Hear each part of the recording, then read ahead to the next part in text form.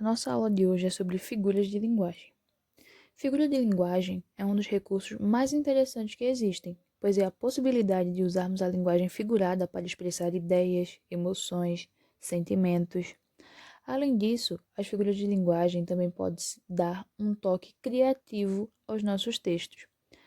Porém, ao fazer uso delas dentro de um texto, devemos pensar em quem vai ler, quem será o interlocutor, pois nem sempre a pessoa que está do outro lado tem o mesmo domínio conceitual das ideias que estão empregadas para usar as figuras de linguagem. Então, é de suma importância que sempre pensemos em quem está do outro lado. Quem é que vai ler o que eu escrevi? Será que a pessoa vai entender? A linguagem figurada é uma linguagem que utilizamos para reproduzir ideias por meio de construções visuais, construções mentais que estabelecemos, seja para marcar uma comparação, seja para reforçar uma ideia, seja para transmitir algum tipo de pensamento que não se contenta apenas com a formalidade da língua. Existem duas modalidades que é importante que nós conheçamos primeiro para compreender por que chamamos essa linguagem de linguagem figurada. E essas modalidades são a conotação e a denotação, que nós já vimos na aula passada.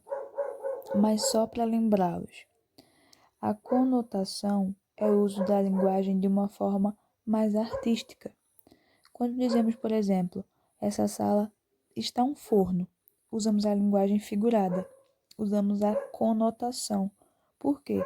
Porque nós usamos aquelas palavras que têm um sentido específico, mas demos a ela um novo sentido naquele contexto. Nós quisemos dizer o quê? Nós quisemos dizer que aquele ambiente está muito quente, então associamos o lugar a uma temperatura bastante elevada. Por isso, nós podemos dizer que fizemos o uso da linguagem conotativa, ou seja, criamos uma imagem mental, uma visualização nova dessa frase que possibilita a interpretação de outras pessoas a partir dessa imagem que criamos na mente. Portanto, usamos a linguagem figurada. A outra modalidade é a denotação, que é o uso da palavra em seu sentido literal, ou seja, da maneira que está no dicionário. Diferente da forma como utilizamos as palavras no sentido conotativo, no denotativo nos referimos exatamente ao que estamos dizendo. Por exemplo, ao dizer que na cozinha da vovó há um novo forno, estou me referindo de fato ao objeto. Estou usando o sentido literal da palavra, sem dar a ela um novo significado. Estou fazendo uso do seu sentido original, digamos assim. Resumindo, denotação é o sentido literal. É quando eu uso o conceito original da palavra. E conotação é o sentido figurado. É quando a palavra ganha um novo sentido, ganha um novo significado a partir do contexto em que foi utilizada.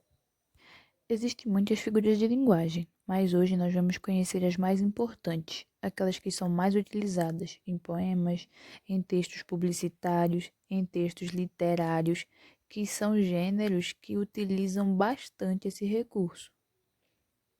Vamos começar com a metáfora.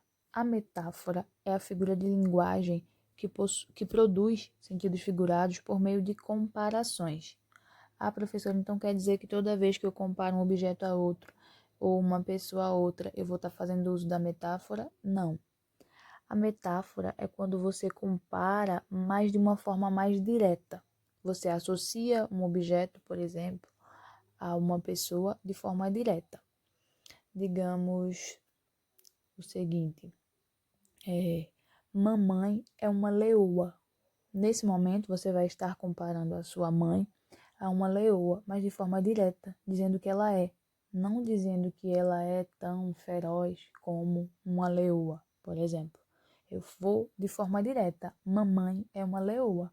Implicitamente, eu estou querendo dizer o quê? Que minha mãe é feroz, que a minha mãe é forte, que ela é guerreira, talvez que ela é brava.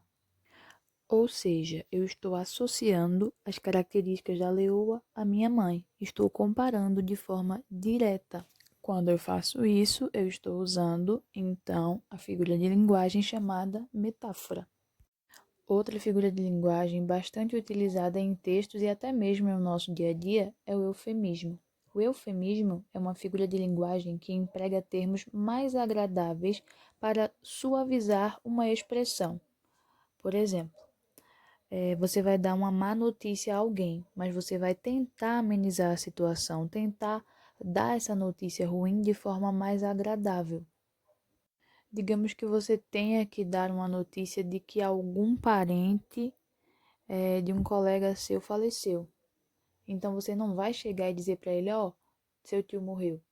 Você vai dizer, por exemplo, que o tio daquela pessoa partiu dessa para uma melhor. É uma forma de tentar suavizar aquela notícia, de tentar amenizar aquela expressão. Enquanto o eufemismo tenta amenizar uma situação, a hipérbole faz o contrário. A hipérbole é o exagero.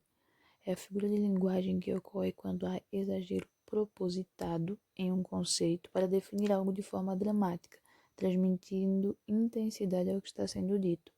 Por exemplo, quando alguém chega para o professor e lhe diz: professor, eu estou morrendo de fome. Você não está morrendo de fome, você está exagerando naquela situação, você está intensificando aquele sentimento.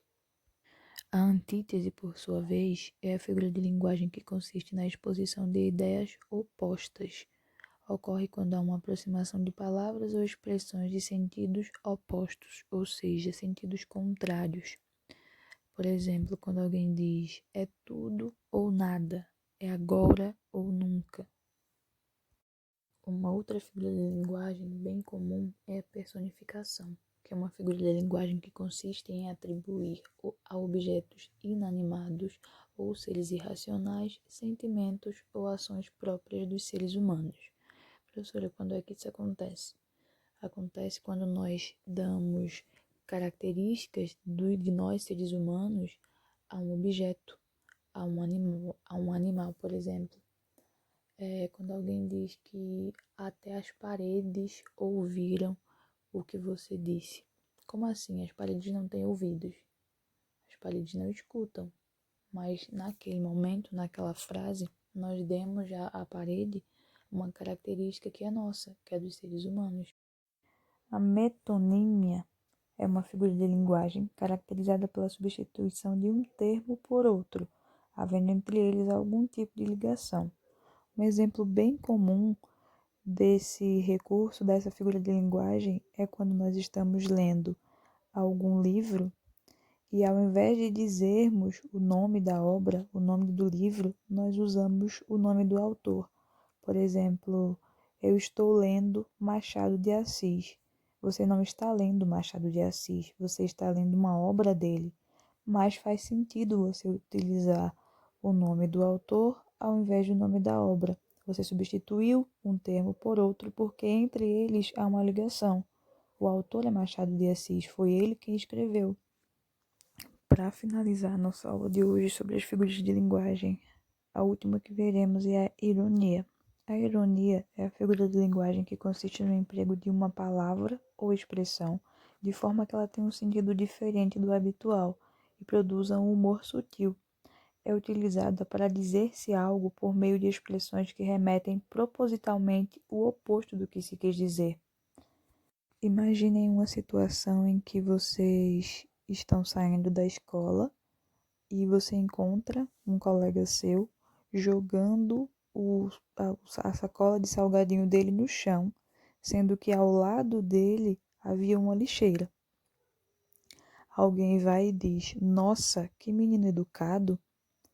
Levando a situação em conta, levando a situação em consideração, é óbvio que a pessoa não quis dizer de fato que o menino era educado. Ao jogar o lixo no chão, você está sendo mal educado, mas ela foi irônica, ela quis ironizar. Então ela usou uma expressão que tem um sentido habitual, porém, naquele contexto, com o sentido oposto. Ela quis dizer, na verdade, que o menino não tem educação.